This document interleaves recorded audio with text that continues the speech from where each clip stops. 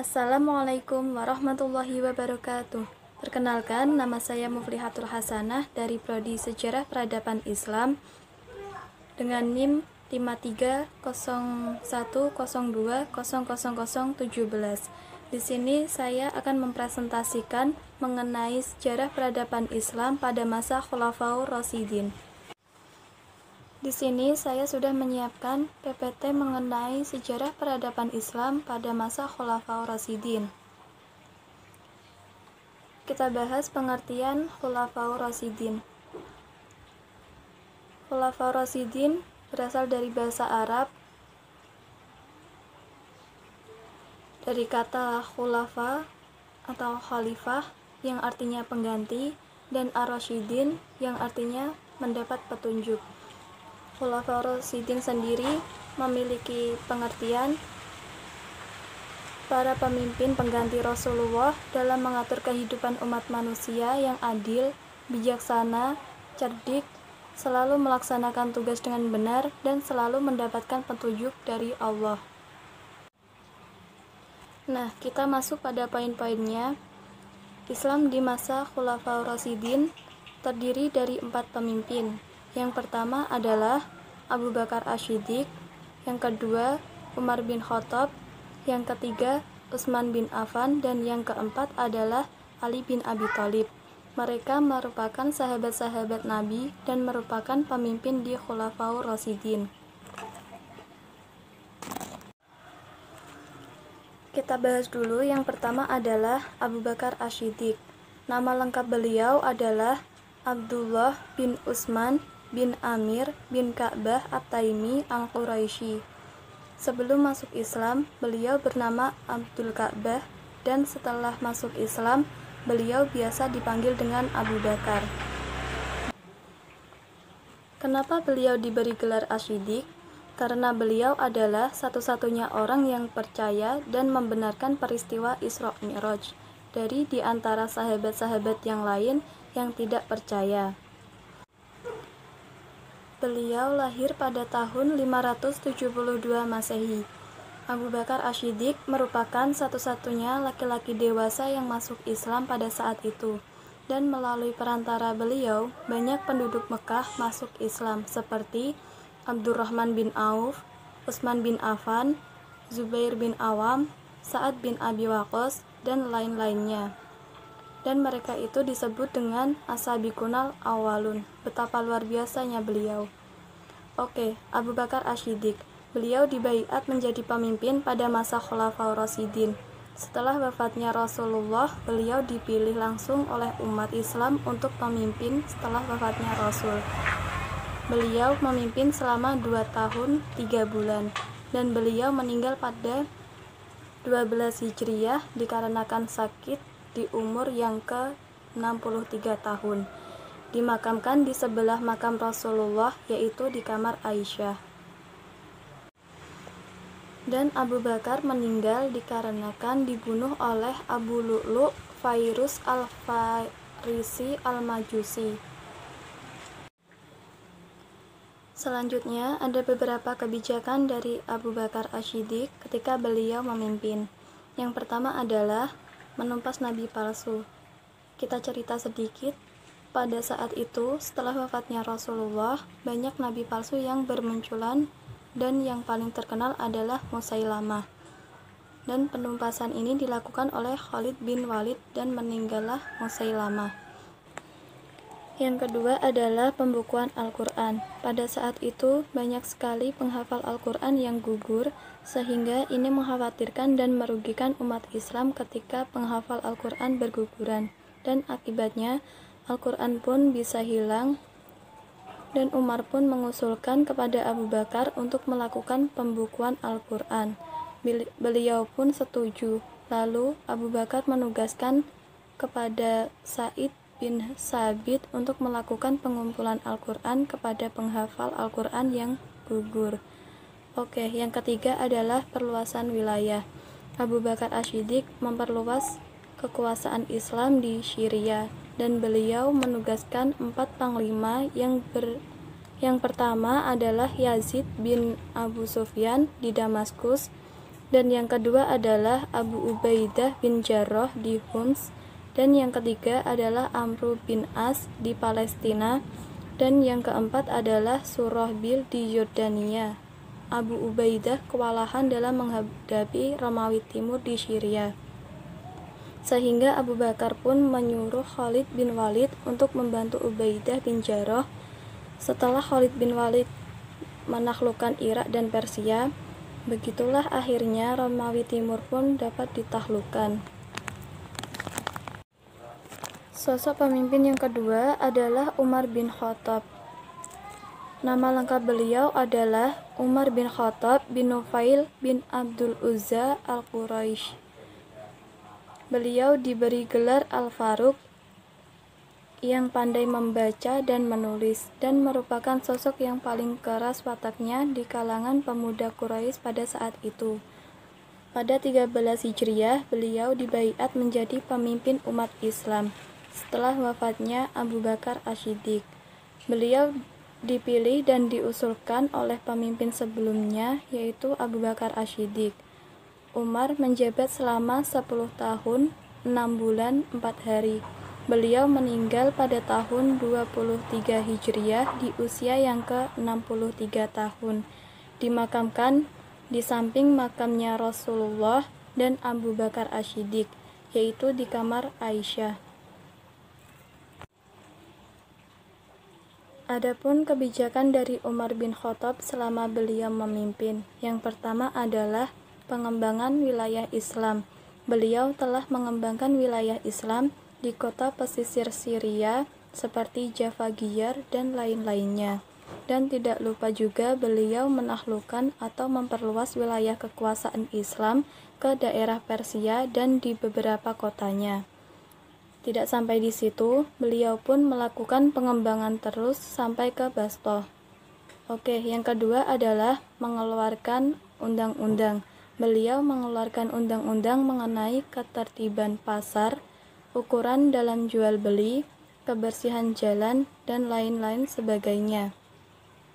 Yang ketiga adalah membagi wilayah pemerintahan, yaitu pemerintah daerah dan pemerintah pusat. Pemerintah pusat itu dipimpin oleh khalifah sendiri, sedangkan pemerintah daerah dipimpin oleh para gubernur. Yang keempat, kebijakan yang tepat adalah membentuk dewan-dewan. Yang pertama adalah Dewan Perbendaharaan Negara, Dewan Militer, dan Utusan Kehakiman. Sosok pemimpin yang ketiga yaitu Utsman bin Affan. Beliau diberi gelar Zunnurain, pemilik dua cahaya, karena beliau menikahi dua putri Rasulullah. Yang pertama adalah Ruqayyah. Setelah meninggalnya Ruqayyah, beliau menikahi Ummu Kulsum, sehingga beliau disebut atau diberi gelar Zunnurain. Pada usia 70 tahun, beliau dibaiat menjadi pemimpin umat Islam. Setelah wafatnya Umar bin Khattab, beliau dipilih melalui perwakilan umat Islam. Beliau memimpin selama 12 tahun dan meninggal pada usia 82 tahun. Pada saat itu, beliau dibunuh dan dimakamkan di pemakaman Baqi.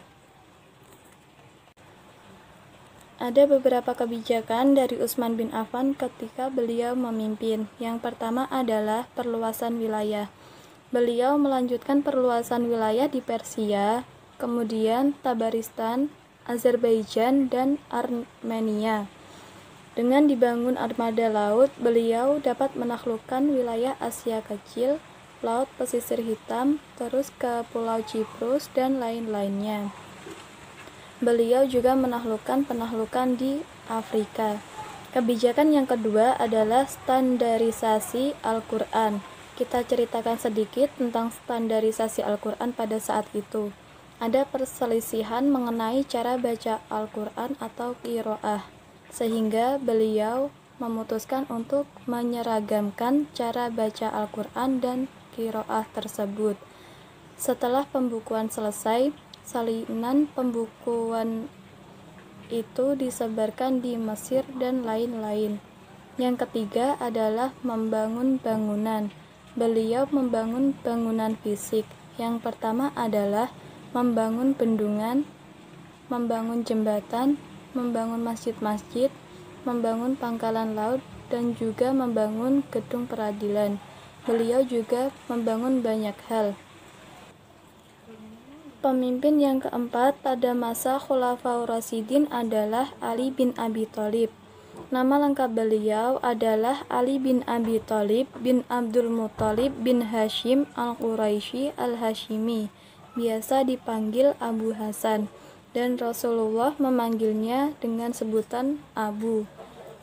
Ali merupakan anak kecil pertama yang masuk Islam di usia yang ke-10 tahun.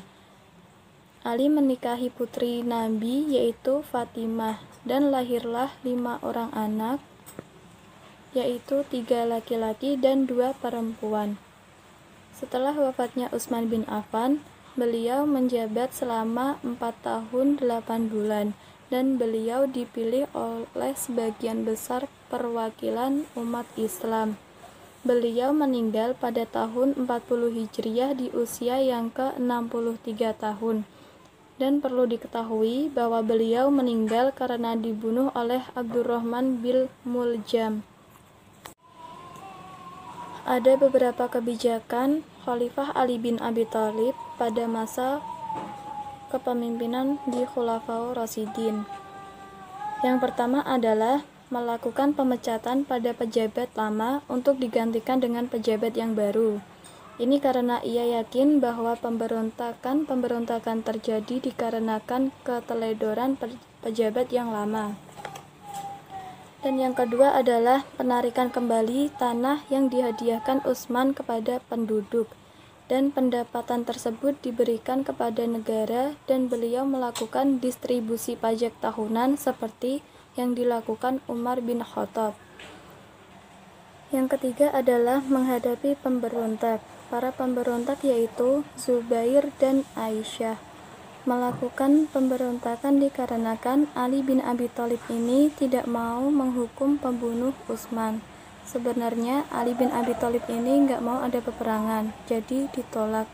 Tetapi tetap terjadilah peperangan yang disebut dengan Perang Jamal atau Perang Unta, yang berarti Aisyah menunggangi unta. Terjadi di Basrah, Irak pada tahun 656 Masehi antara pasukan yang berpihak pada Ali bin Abi Thalib, sepupu dan menantu dari Nabi Muhammad, dan pasukan yang berpihak kepada Aisyah, istri dari Nabi Muhammad, yang menginginkan keadilan atas terbunuhnya khalifah terdahulu yaitu Utsman bin Affan. Selain Perang Jamal, terjadi juga Perang Siffin yang merupakan perang di masa Khalifah Ali bin Abi Thalib. Perang ini terjadi antara Ali bin Abi Thalib dan Muawiyah. Perang Siffin dilatar belakangi oleh diangkatnya Ali bin Abi Thalib sebagai khalifah. Ali mengeluarkan berbagai kebijaksanaan. Dari kebijaksanaan tersebut timbul perlawanan dari Muawiyah. Ali bergerak dari Kufah ke Damaskus dan bertemu Muawiyah di Siffin. Perang ini diakhiri dengan perundingan di mana Amr bin As menancapkan Al-Quran di ujung tombak. Mereka mengambil 2 perwakilan untuk melakukan musyawarah. Ali bin Abi Thalib diwakili oleh Abu Musa, sedangkan Muawiyah diwakili oleh Amr bin As. Muawiyah dan Ali akan menurunkan semua jabatannya. Pertama, Abu Musa menurunkan Ali bin Abi Thalib, akan tetapi pada saat giliran Muawiyah, Amr bin As tidak menurunkan Muawiyah, tetapi mengangkat Muawiyah sebagai khalifah. Oleh karena itu, perang ini disebut Perang Siffin dan dinamakan dengan arbitrase atau tahkim, yang mengakibatkan perpecahan 3 golongan, yaitu Khawarij, orang yang keluar dari barisan Ali, pendukung Muawiyah bin Abu Sufyan, dan yang ketiga adalah Syiah, yaitu pengikut Ali. Khalifah Ali bin Abi Thalib digantikan oleh Muawiyah dan terjadi perjanjian damai untuk menyatukan umat Islam, sehingga tidak ada perpecahan politik di dalamnya. sehingga Muawiyah pun naik dan berakhirlah masa Khulafaur Rasyidin. Cukup sekian presentasi dari saya. Apabila ada salah kata, saya mohon maaf. Wassalamualaikum warahmatullahi wabarakatuh.